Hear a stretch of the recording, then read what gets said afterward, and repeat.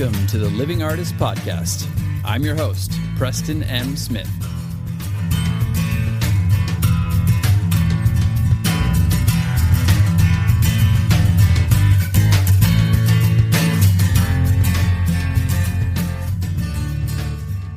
Hey, everybody. Welcome to the Living Artist Podcast. I'm Preston M. Smith, at PMS Artwork everywhere on internet land and socials. I want to thank you for landing on this podcast. Whether you're a professional artist, just getting started in the art world, a collector of art, or just consider yourself a creative person, this podcast has something for you.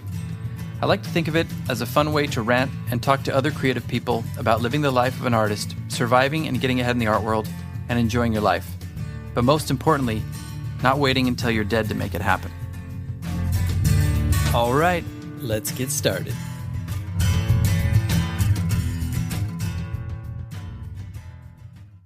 I was never really a runner. The way I see running is a gift, especially when you have stage 4 cancer. I'm Anne. I'm running the Boston Marathon, presented by Bank of America. I run for Dana-Farber Cancer Institute to give people like me a chance to thrive in life, even with cancer. Join Bank of America in helping Anne's cause. Give if you can at BofA.com/supportAnne. What would you like the power to do? References to charitable organizations is not an endorsement by Bank of America Corporation. Copyright 2025. Acura's all-new ADX, a compact SUV that isn't just built for one thing. It's precision-crafted for everything. To escape the grind with available all-wheel drive. To go with your flow with available Google built-in. Hey Google, turn it up. Okay, turning up the volume. And crafted to be heard with an available Bang & Olufsen premium sound system. The all-new Acura ADX, crafted to match your energy. Acura, precision-crafted performance. Take your vibes and go, go, go, go. Google is a trademark of Google LLC. Hi, everybody. Well, that music can only mean one thing. It's your friend, Tony Robbins. And we're here to talk about strategy, okay? Well, wait just a minute there, Tone. You know, I've also gotten into the strategy and self-help space. So maybe better scoot on over there, Tone, and let me take over. Scram, McConaughey. I've built a career over 40 years of helping people. It's all that I do, okay? Well, be that as it may, T-Rob. Have you ever had a dream where you were an eagle flying oh so majestically over the mountaintops? What the hell? I don't even know what that means, okay? Well, hell, son. I rest my case, big fella. Scram, McConaughey.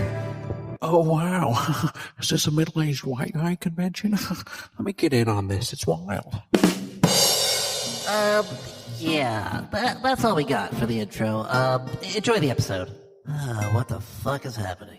What the fuck is happening indeed? Thanks, Mumford. Yeah, no other way to really get out of that except to just get out of it. We haven't talked a little bit of strategy in a while. And, you know, this is going to be a little bit of strategy, but it's also going to be really about balance and balancing your strategy. I thought it would be nice to kind of give a little bit of a blueprint to, you know, give people an idea. Maybe you're struggling with juggling all the things you need to do, you know, your strategies, getting into galleries, uploading work, creating work, you know, balancing life and work and art and all this stuff. This is an episode about that, about balancing some of this. And we're going to just give a couple examples of some stuff that you could do and some ways that you could have a more balanced approach to what you do. Because this way you risk not getting too overwhelmed and not putting all your eggs in one basket or most of your eggs in a couple baskets. You want to have a balanced approach where you have different tiers of strategies that you're doing. So one thing's hitting here, one thing's hitting over here. If this one's not hitting, something's hitting down here. If this thing down here is not hitting, something up here is hitting. You want to have that so you can kind of create a balanced and viable art career moving forward. So you can be a full-time artist if you want. And if you don't want, you can also just balance it with your day job. That's great too. So let's get into it a little bit here. Okay, so we're not going to start with, you know, things that I'm doing 100% right now because I am still struggling. I actually was almost in the hospital again this weekend and had a pretty brutal weekend. So we're going to talk more about stuff that I was doing before I got into this mess of Lyme disease and all this stuff, and things that I want to be doing and implementing on my way out of it as I get back into life. So we're going to talk about stuff like that. One of the things that really helped me to launch my art career and, become a full-time artist and do something where I was like actually able to quit my day job, which was very soul-sucking for me. Some of you like your day job, and that's great. You can, balance it with your day job and do this on the side if you want. It can be like a little side hustle or just a side hobby that you like. But we're going to talk more about maybe focusing on building this as a career, even if it is a side hustle career. You want to be able to still have a balanced approach to these things. So I'm going to just walk through some things that you should maybe be doing, some potential options for like laying out your week and strategies of what you want to do. It's not necessarily so much a strategy as it could be like a general blueprint for things that you do. We've talked about this before. Many times for me, I spend most days doing a lot of administrative work, a lot of like uploading work. But, you can have that be a balanced strategy too. When I was really hitting before I got sick, I was uploading work every day. I was creating 5 to 8 paintings every week, sometimes more. I was letting them dry. I had different tiers of drying levels. And then, this one's ready to take pictures of, and this one's not. I'm going to let this one dry a little more. This one I'm doing acrylic, so it's drying today. This one I'm doing oil. It's going to need a couple weeks. It's very textured. So you have these little tier levels and balances of drying your work as well. But, I would have those out so I could always have a new piece that I was ready to take a picture of almost every day for a while. Now that's fine. Now I'm down to probably about 2 to 3 times a week, and that's okay. That works. It's like you don't need to keep at that, breakneck pace all the time, especially once you start getting a big body of work. There's some tricks to get around that as well. But now I do about 2 to 3 pieces a week. I used to do about 5 to 7 pieces a week. Almost every day I would put a new piece up, on the weekends included. So it would look like me getting up in the morning, taking pictures of my work, doing my routine first. It's important to balance out your body too, having a good nutrition, having good workout ethic, doing some running on the treadmill in the morning, doing some meditations, some breathing exercises to get yourself centered. That's fine. But then you get out there and, you take the pictures of your work. You're going to upload those and you're going to start putting them online and start coming up with a unique look for your work, how you take pictures, some little tricks that you always use that differentiate you from somebody else. So you're going to work that into your balance as well. And you're going to start putting those up online in a recognizable way, in a strategic way, in a very consistent way, whether that's Monday, Wednesday, Friday, or Monday through Friday. You're going to try to get those up, and you're going to try to get those up, around the same time. What I would do is I would start taking the pictures in the morning. I would start, uploading them to Photoshop. I would start, getting the in-situation pictures. I would start getting them the close-ups. I would start color correcting, getting all that stuff right, making sure the image is sharp, making sure I have a really good cover image so that can be utilized by the different art marketplaces and even maybe used as a print option. And then, I would have that done and I would start uploading and I'm writing all the copy for all these and then the social media and all that stuff. By the time I was done with all that, that would take me from about 7:30 or 8 a.m. to about noon. So that would be my work for, Monday through Friday or Monday through Saturday, or now maybe Monday, Wednesday, Friday. So you do that, get done by noon, and then you're doing your lunch or whatever. You take a minute to yourself. Maybe you do a little yoga, get yourself centered, take a little you time, and then you start switching strategies. Maybe that is getting into the studio. You want to make sure you're getting into the studio regularly as well, obviously. You want to have new work coming. You want to keep making sure you're exercising that muscle. For a while, I was painting every day. As I've been sick, I've had to tone that down a bit, but I still paint every week, multiple times a week. It's just, in spurts now because sometimes I can't really handle a lot of, stressful in the studio work because, of being sick. But anyway, as you're doing this, you can figure that out. Maybe you want to paint from noon to 3 or noon to 5. Maybe that's going to be your thing, or it's noon to 5 on Tuesday, Thursday, or maybe you take just Tuesday and Thursday to paint. So you're doing long hours. You're doing 12-hour painting days, or you can do it piecemeal. You can do it Monday through Friday, and you can get in bursts of painting, like a 2 to 3 hour session or 4-hour session. Okay. And then you want to maybe set aside a day. Okay. Maybe you on Saturday morning, you have some time when you get up, you've had your coffee in the morning, you've gone outside, gotten some sun in your face, gotten that daily grounding and sunlight in your eyes. And then you're ready to go peacefully. You go in, and today's the day you're going to submit to galleries. You're going to submit to residencies. You're going to submit to grant programs.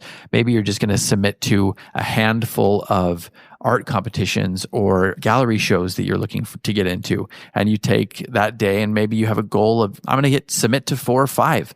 If you do that every week, that, you got 20 to 25 different shows, residencies, grant programs, or whatever, that you've submitted to. Maybe it's mural projects, but you want to make sure you have some of those days set aside so you can also be submitting to new galleries and new places that are going to show your work. Maybe that day you also use to submit to a different art marketplace you're trying to get into. You're doing applications, you're submitting applications to these places.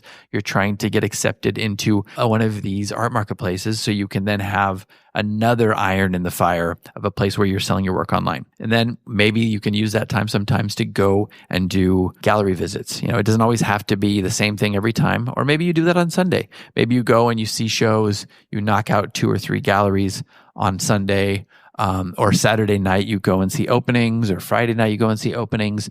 But you see what I'm saying? You've got this balanced approach where you're ticking all the boxes. You're doing your work, you're uploading your work, you're creating new work, you're getting into galleries, you're going and visiting galleries and talking to other artists.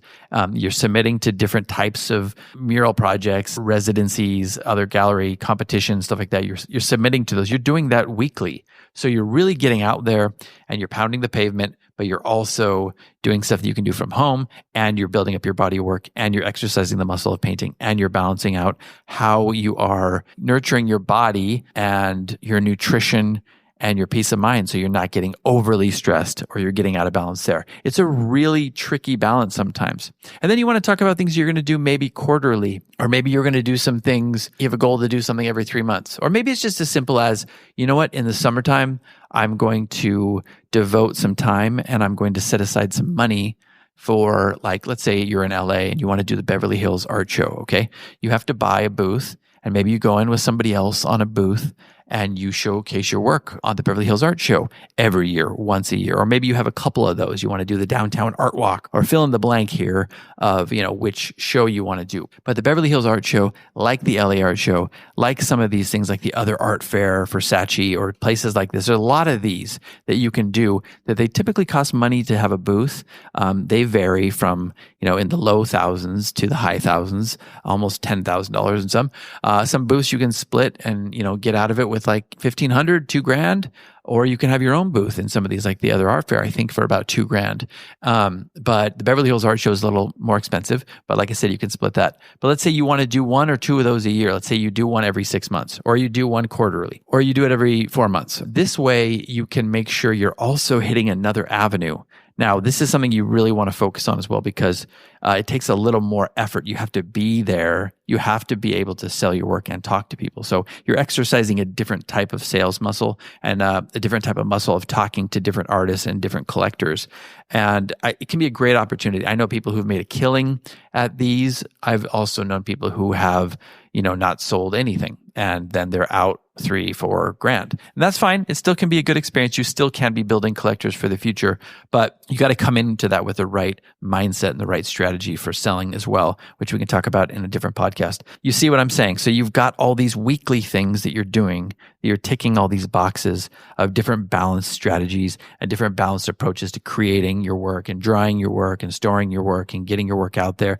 And then going and seeing art shows and, being visible in the art community and the local art community. But then you've also got these long range goals of doing stuff throughout the year, bigger shows that you want to invest in. Maybe it is something else where you want to take some time also to set a goal of making a trip every year across the pond. Maybe you want to go and see some of these art marketplaces. Like maybe you want to visit Art Finder, or you want to visit Singular and make your presence known there, and then go see some shows in some other galleries and pound the pavement and drop your portfolio at different galleries in different countries. That's another thing you can do.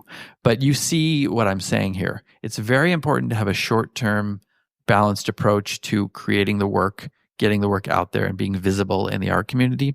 And it's also important to have goal setting for the future and for doing stuff where you kind of expand out of your region or out of your town, or out of your neighborhood even. Maybe you're in a neighborhood in New York where you have a big gallery community. Well, you still want to be looking at other places. Maybe you want to be looking at places on the West Coast, or maybe you want to look at places in South America or in Europe or Dubai. Who knows? Maybe you want to just have some different strategies going like that. So you have short-term goals, balances, and strategies, and you have quarterly maybe or every 6-month strategies, and then you have stuff where you expand out and look for stuff, like I said, residencies or different galleries across the world. So these are just some quick things I wanted to put out there to think about. How are you doing with this? How are you balancing your work every week and your work ethic and things that you're focusing on? Are you focusing too much on something? Are you focusing too much on like getting into pop-up shows, for example? Are you putting all your eggs in that basket and it's just taking up all your time, and then you're creating in your spare time, and maybe you've got a day job and that's all you can do. So you're creating work and you're getting into these pop-up shows, and that's great, but maybe you're not selling that much work. And, maybe it's time to start re-strategizing a little bit and putting some balance other places. Like I've always talked about it, we're going to mix metaphors here, but you throw a bunch of spaghetti at the wall. Some of it's going to stick, some of it's not. But you want to make sure that you have a varied and balanced approach and strategy. So, there's something always going on that could be getting eyeballs on your work and maybe getting some sales and putting some money in your pocket so you can keep moving forward. I know this one has been very general. There's a lot more things that we can talk about as far as balance, and we'll get into that in some future podcasts, but I just wanted to get that out there so maybe you're thinking about it, because I know a lot of times for me, I would get into a routine that was working even, but sometimes you would start doubling down on something and you'd get into like, not a rut, but you'd get a little bit of tunnel vision, like, oh, I'm doing this, I'm doing this, I'm doing this. You still need to make sure that every once in a while you're zooming out, you're getting that 10,000 foot view, aerial view of what you're doing and seeing things objectively, because sometimes you can start getting into a rut where, you're just doing the same thing over and over again, and you might be missing some opportunities over here. So we can always be tweaking. We can always be looking for different things to add into our routines and to our balanced strategies, and just make sure that we're firing on all cylinders. So I'm going to leave it at that. A lot of information, but I like to talk about all aspects of the art world, and some of that is strategy and balancing, and hope you liked it. I hope you liked it. Okay, Bill. Anyway, we're going to leave it at that, and hope everybody's doing well. Hope you are taking care of yourselves, your bodies, your mental health, your art careers, your families, your friends. Hope you're being balanced in that aspect of your life as well. And we will see you next time on the next episode. Well, now hang on a second there. I heard everything you said there, little buddy, but I didn't hear you say one mention about taking your shirt off and glistening yourself up with oil and letting that be a strategy. That's always worked very well for me. Okay, Matthew. Okay. I mean, wow, you're blowing my mind. I never thought I'd say this, but get us back on track, T-Rob. Oh wait, I gotta cue the music here. One second. There we go. Oh, yeah. Thanks, everybody. You've heard the rest. Now let's hear the best. Stick with me, Tony Robbins, and I'll show you how to... wait a minute. They're playing me off. I'm going to say... This has been the Living Artist Podcast. Thank you so much for listening. I just want you to know that I appreciate you being here, and I'm grateful to be in your ears. Your art and creative life on this planet is meaningful, so thank you for sharing it with me. If you like this podcast, whatever platform you're listening to it on, please subscribe and share it with your friends. You can also leave me a positive review to show your support. This helps me to reach more people with the algorithmic magic and keep the show going strong. If you want to see more of what I do and check out the art that I create, you can visit my website at www.pmsartwork.com or follow me on social media everywhere at PMS Artwork. That's it for now. See you back here next time.